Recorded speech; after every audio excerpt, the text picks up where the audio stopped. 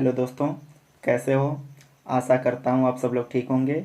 और मैं आप लोगों को यहाँ पर आईयूपीएसी नाम है बनाने की विधि कैसे समझते हैं उसको मैंने यहाँ पे चार पाँच है पांच पांच पार्टों में इसको बांटा है।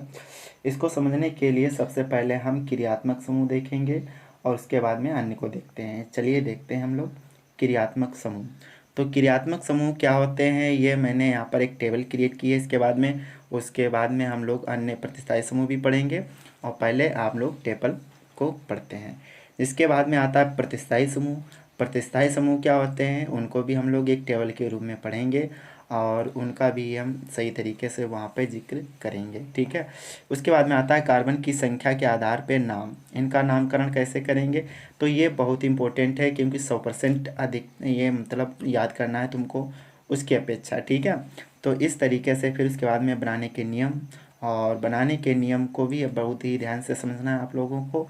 और फिर लास्ट में हम लोग आएंगे जो प्रैक्टिस है पूरा इसको पढ़ने के बाद सीधे आते हैं एग्जाम्पल पे। ओके गाइस, और फिर उसके बाद में हम जो प्रैक्टिस कर लेंगे तो हम अच्छी तरीके से इनको हम सही तरीके से कर पाएंगे। चलिए, और फिर उसके बाद में हम लोग सीधे देखते हैं क्रियात्मक समूह की एक टेबल है वो हम देखेंगे। क्या है टेबल, ये आप लोगों के सामने है। टेबल बहुत ही अच्छी है, बेहद इम्पोर्टेंट है। इसको अगर आप लोग याद कर लेंगे तो आशा करता हूँ कि आप लोगों को ये समझ में आएगा। और देखते हैं क्या है ये टेबल, ठीक है गाइस। बड़ी ध्यान से देखेंगे और उनको आप लोग एक कॉपी पे उतार लीजिए और याद करने में आप लोगों को आसानी रहेगी। चलिए क्या है देखते हैं यहाँ पे इसकी परिभाषा कि कार्बनिक समूह में उपस्थित वह परमाणु या परमाणु समूह वह जिनके रासायनिक गुणधर्मों के लिए उत्तरदायी होता है उन्हें हम कहते हैं क्रियात्मक समूह। इसका एग्जाम्पल्स भी हमने बताया यहाँ पे। क्या एग्जाम्पल्स है, OH एक क्रियात्मक समूह है, ठीक है। तो यहाँ पर OH क्या है, एक क्रियात्मक समूह। उसके बाद में हम आप लोगों को यहाँ पर टेबल में दिखा रहे हैं क्या है टेबल में। तो ये जो COOH है ये है कार्बोक्सिलिक। और फिर उसके बाद में है इसका जो अनुलग्न होता है, याद रखेंगे। और ये पहली बात उसको ये जो बढ़ते क्रम में रखी गई, सबसे ज़्यादा क्रियाशीलता है COOH की। फिर उसके बाद में जैसे नीचे आएंगे तो ये सबसे कम होती चली जाएगी, ऊपर बढ़ेंगे तो क्रियाशीलता बढ़ती चली जाएगी, ठीक है। फिर क्या अनुलग्न पूर्वलग्न लिखे हैं सभी के, तो COOH है जो कार्बोक्सिलिक अम्ल है, इसका अनुलग्न ओइक होता है, पूर्व लग्न इसका कार्बोक्सिक होता है, ठीक है। इसी प्रकार हम यहाँ पे समझते हैं COOR है, ठीक है। यहाँ पर COOR है तो उसके लिए हम क्या करते हैं, उसके पहले ये चीज़ समझते हैं कि अनुलग्न कहाँ लगाते हैं और पूर्व लग्न, ठीक है। तो अनुलग्न हम लोग लगाते हैं नाम के सबसे पीछे, पूर्व लग्न नाम के सबसे आगे। जैसे पूर्व लग्न क्या मतलब होता है, जैसे श्री या श्रीमती लगाया जाता है उस टाइप से। तो अनुलग्न कहाँ लगाते हैं, कुमार गुप्ता या इस टाइप से लगाते हैं, ठीक। तो आगे हम लोग चलते हैं, देखते हैं क्या, यानी COOR तो ये COOH तो हो ही गया है पूरा, ठीक है। तो वही क्या है वो कार्बोक्सी। उसके बाद में आता है COOR, एस्टर है। अब एस्टर का अनुलग्न होता है OH और पूर्व लग्न होता है अल्कोक्सी कार्बोनिल। उसके बाद में है COX, ये अम्ल हाइलाइड है और अम्ल हाइलाइड का अनुलग्न होता है ओइक हाइलाइड और हाइलोफार्मिल। इसके बाद में CnH2 एमाइड होता है, इसका अनुलग्न एमाइड ही होता है, कार्बेमाइल होता है। उसके बाद में आता है CN यानी नाइट्राइल है, जिसका नाम है, इसको हम ऐसे भी ले सकते हैं कि CN भी ले सकते हैं या ट्रिपल वन के रूप में भी लिख सकते हैं इसको, ठीक है। उसके बाद में हम लोग सीधे चलते हैं, अनुलग्न है उसके पूर्व लग्न, फिर आता है CHO, एल्डिहाइड ग्रुप है, ठीक है।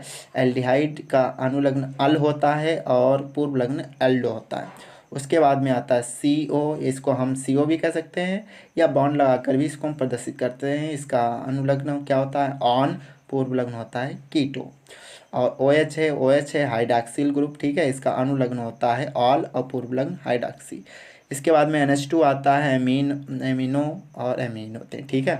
इसके बाद में डबल बॉन्ड होता है, डबल बॉन्ड का इन होता है, ट्रिपल बॉन्ड का आइन होता है, इसके पूर्व लग्न कुछ भी नहीं होते हैं, ठीक है।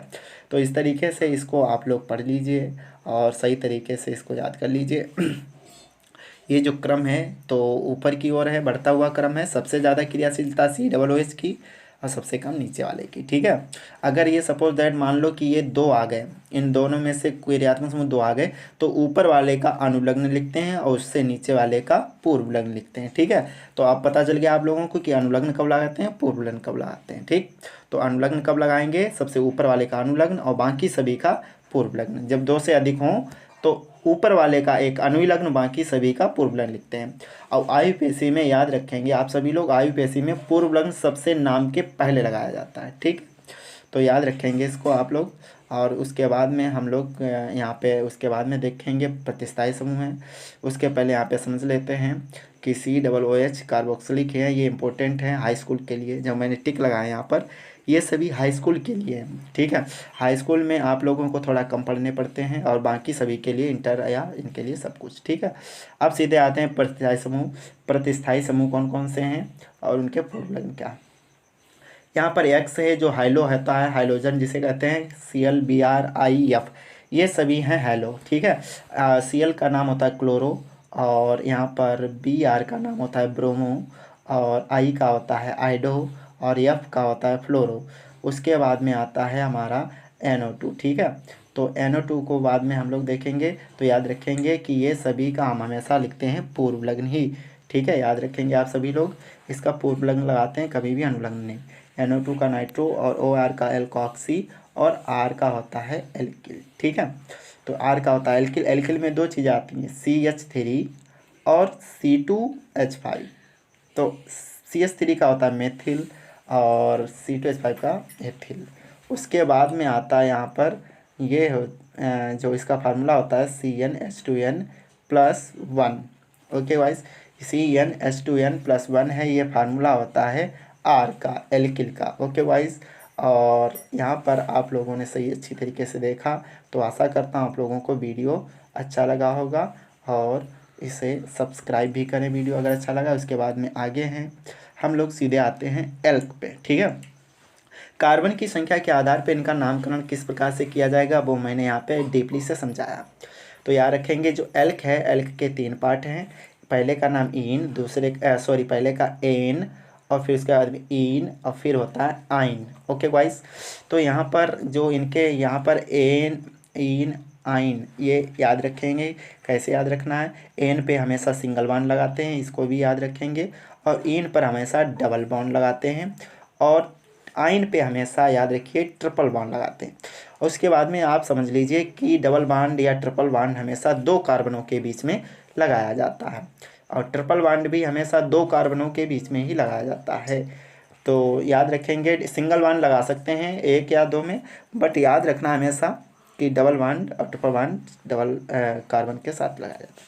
इनके फार्मूले भी याद रख लेंगे, फार्मूला है देखिए, सब में कुछ कॉमन भी होगा। कॉमन कैसे याद रखना है वो हम तुमको बताते हैं। ठीक है, तो यहाँ पर C2 देखिए, यहाँ पर उसके बाद में यहाँ पे इनके जो यहाँ पे N है, N का भी दूसरा पार्ट होता है जिसका नाम होता है इल। इसका सूत्र है CnH2n+1। ओके, अब इनको याद कैसे करना है ये मैं आप लोगों को यहाँ पे बताता हूँ। उसके पहले याद रखेंगे कि पहले वाला प्लस है, फिर 0, फिर माइनस। मतलब क्या है, पहले वाले में जुड़ा, फिर नहीं, फिर घटा, यानी कॉमन चीज़ है, उसको देखते हैं क्या है। CnH2n, CnH2n, CnH2n, CnH2n। अब यहाँ पे बहुत ही सिंपल है, सब में कॉमन है CnH2n। तो पहले में 2 जुड़ा, फिर हटा, फिर घटा। ठीक है, यानी 2 जुड़ा, फिर 2 हट ही गया, फिर घट गया सीधे। सिंपली इसमें तो एक ही है। आप इस तरीके से इसको आप याद कर सकते हो। ठीक है, तो याद रखेंगे ये एल्क है, एल्क के आगे एल्क लगा दें, एल्केन हो जाएगा। इन के आगे एल्क लगा दें, एल्कीन हो जाएगा। और उसी प्रकार अगर आइन के आगे एल्क लगा दें तो एल्काइन हो जाएगा। क्या हो जाएगा गाइस, एल्काइन ही हो जाएगा। और उसके अगर इल के आगे लगा दें तो ये एल्किल हो जाता है।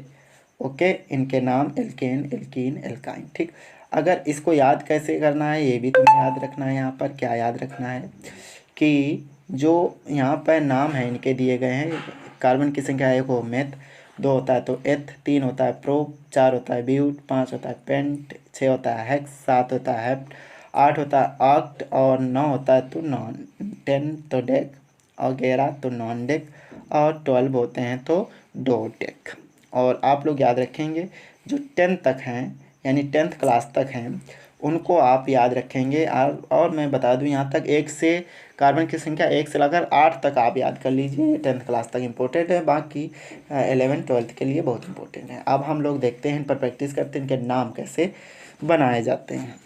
क्या है, कार्बन की संख्या अगर 2 है यानी n का मान अगर 2 ले लो तो इसका मान अगर आप लोग रखेंगे, अगर सपोज दैट मान के चलो इन में लगते हैं तो क्या हो जाएगा C2 यानी कि n की जगह 2 ले लिया मैंने और H2 × 2।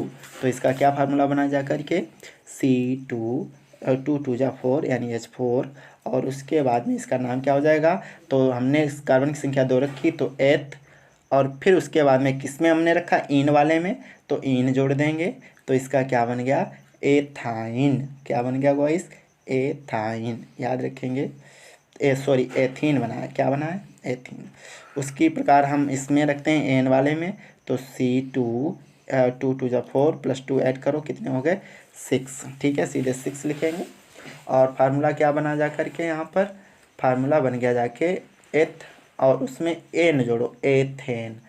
क्या जोड़ना है, एन, क्योंकि हमने कार्बन की संख्या रखेंगे उसे नाम लिखेंगे और फिर किस में रख रहे हैं उसका भी लास्ट में एन जोड़ दो। ठीक है, तो इस तरीके से ये एथेन बन गया है। इस तरीके से आप प्रैक्टिस अन्य के भी कर सकते हैं। देखिए क्या है, तीसरा हम समझते हैं। सपोज दैट मान के चलो आयन में रख रहे हैं और कार्बन की संख्या 4, तो यहाँ पर हो जाएगा C4 और H2 × 4 यानी सीधे 6 आ जाएगा। तो क्या बना, ब्यूट प्लस इसमें आयन वाले में रख दे तो आयन जोड़ देंगे तो ये बन जाएगा ब्यूटाइन। क्या बन जाएगा गाइस, ब्यूटाइन। तो इस तरीके से आप इसको कर सकते हैं। ओके गाइस, अगर ये सब अच्छा लगा हो तो लाइक करें, शेयर करें और इसे आप सब्सक्राइब भी करें।